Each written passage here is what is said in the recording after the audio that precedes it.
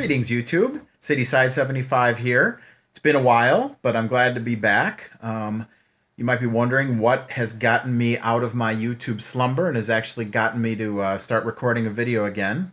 And I'm happy to say that it was a result of two of my favorite YouTubers who I still watch regularly, even though I'm not posting new videos. I am still watching.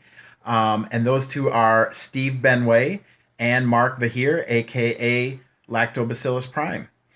Both of these guys put out Virtua Racing drive-alongs today, and it just looked like so much fun. And all the interesting, points that they were bringing up and their own interesting experiences, which is part of what I was really enjoying about it, was especially with Mark. I don't think he had much experience with the arcade game. It just got me thinking, I should pull out the old camera and make a video about this game myself since it's been a long time. But I thought, what? Since I'm going to do this, I'm going to go ahead and try to put a little twist on it in the name of international competition. So here's what I'm going to do. I hope these guys don't mind. I am going to capture the footage from both of their races on Big Forest. I think that's the first track. And I am going to put that in split screen with my own footage. Now, I will admit, I do have something of an advantage here with the Logitech G25 hooked up and well calibrated, I might add. But I'm going to go ahead and I'm going to race these guys internationally, and let's see who fares best. And in the meantime, I'm also going to share my thoughts about the game and things like that, touch on some of the points that those guys made. Sound good? All right. See you over on the other side. All right. Let's go ahead and fire up MAME and Virtua Racing here. You might notice there that there actually is a setting for 16:9 that you can set in the game itself, in the BIOS of the game, so that it looks a little bit more correct on these monitors. So let's go ahead and get started here by first bringing in our competitors.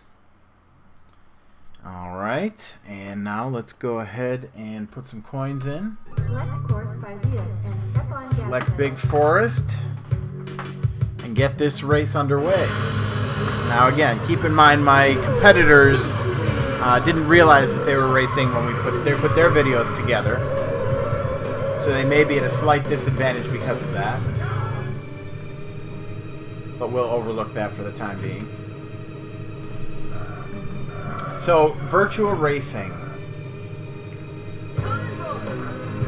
Why do I love Virtua Racing? Let me see.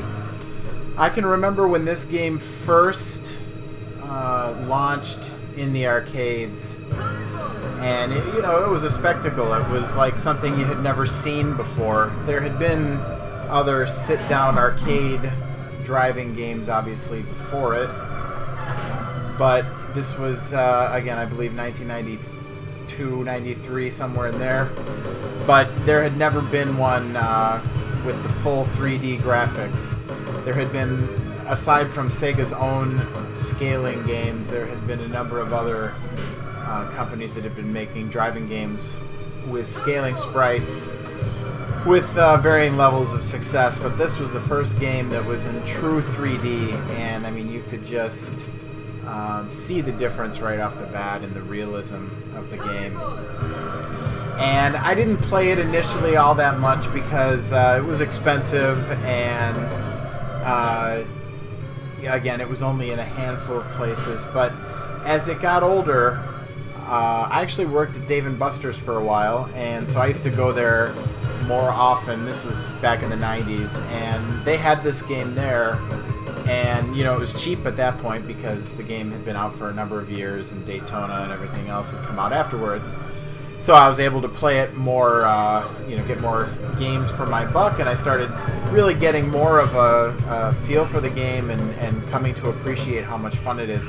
I'd say that I probably enjoy the driving dynamics of Virtual Racing more than I do even Daytona or Sega Rally or any of these other 90s Sega driving games.